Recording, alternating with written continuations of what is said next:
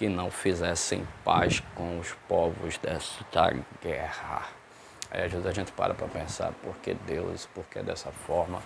Primeiro que a gente não deve discutir a vontade de Deus.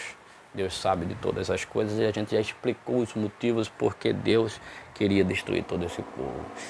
E segundo que a preocupação de Deus é que essa nova nação de Israel, que fora nascida no deserto, não se juntasse com as outras nações e viessem a ter os seus mesmos costumes pagãos, idólatras de prostituição e todas as outras coisas mais. O que infelizmente lá no futuro a gente vai ver que não adiantou, que o povo mesmo assim se corrompeu, assim como foi nos dias de Noé.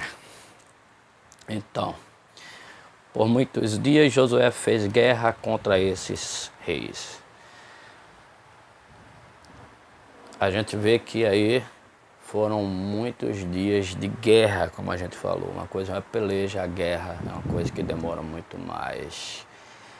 Pulando para o 21, naquele tempo veio Josué e estipou os anaquins das montanhas de Hebron, de Debir, de Anabe, de todas as montanhas de Judá e de todas as montanhas de Israel. Josué os destruiu totalmente com as suas cidades. Nenhum dos anaquins ficou de resto na terra dos filhos de Israel, somente ficaram de resto em Gaza, em Gate e Asdod. Quem eram os anaquins, gente? Os anaquins eram os gigantes que viviam na terra. Assim como a gente vai ver lá na frente, aquela história muito conhecida daquele gigante chamado Golias.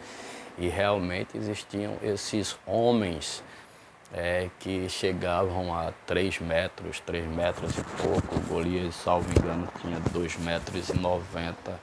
Então, também essa palavra gigante é porque realmente uma pessoa com essa altura, até hoje existe a chamada doença do gigantismo, né? A pessoa que cresce muito e às vezes até morre muito cedo por causa de uma atrofia.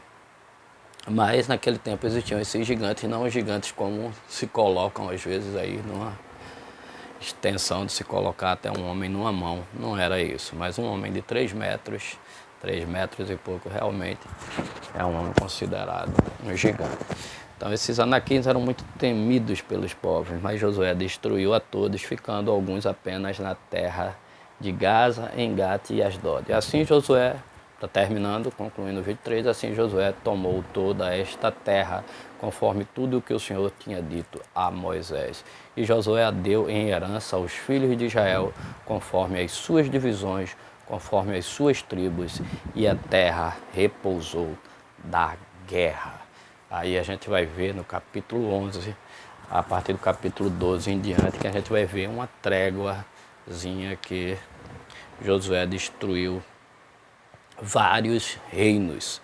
Salvo engano, eu não fiz uma conta aqui, mas eu vi numa outra versão, salvo engano, foi 31 ou 35 reis. Não importa, a gente não vai entrar nesses detalhes. Mas foi uma guerra longa, né? Aqui no versículo, qual foi? Tem um versículo que a gente falou, 18. Por muitos dias Josué fez guerra contra todos esses reis. A Bíblia quando fala dias aqui, mas pode ser anos, né? Anos, talvez uns 2, 3, 4 anos, porque lá na frente depois a gente vai ver o Caleb falando a idade dele, que dá pra gente entender mais ou menos quanto tempo isso durou, mas depois a gente fala sobre isso. Mas foi uma guerra longa e ele agora repousou um pouco, houve uma trégua.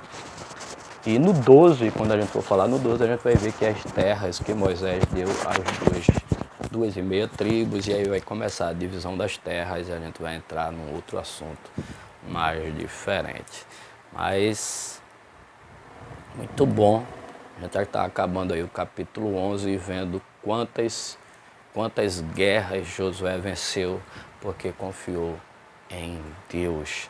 Nota-se aqui, Josué é um homem completamente destemido, um homem completamente mais preparado. A gente está acompanhando a vida de Josué. A gente viu no começo Deus dizendo: esforça-te, tem bom ânimo, não tenha medo. Dá para notar perfeitamente que Josué estava apavorado, né? Estava apavorado por agora ser o líder, mas agora a gente vê um Josué destemido, corajoso, sem nenhuma dúvida, um homem mais preparado, e tudo que Deus dizia ele fazia, e ele só fazia o que Deus dizia.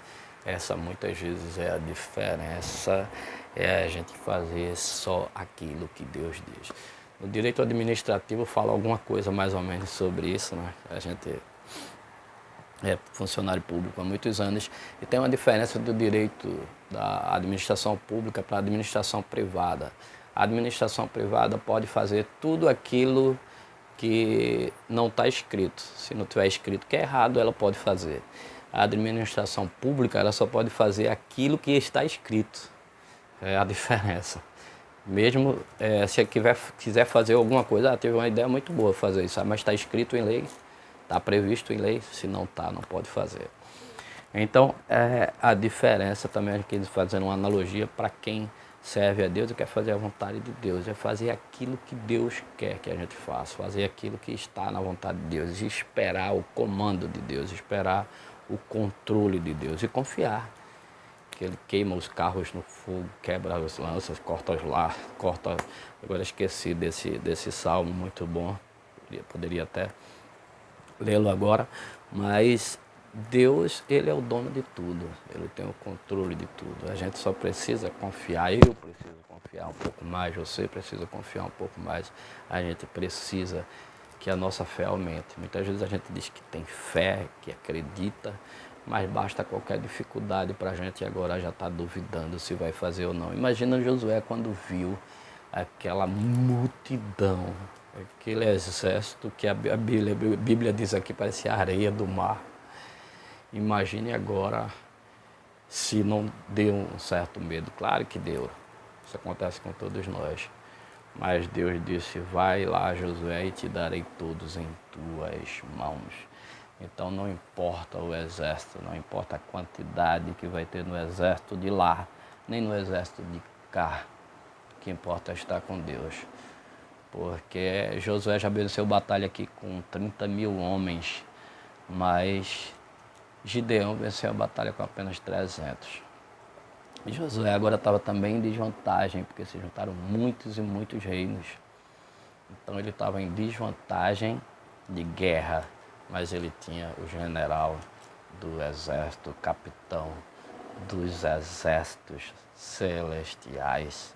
E com certeza quem está com Deus é um vencedor, que tudo a gente pode naquele que nos fortalece, segundo nosso irmão Paulo.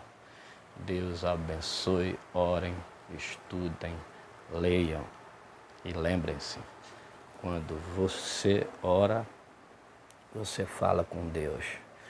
Quando você lê, Deus fala com você. Amém.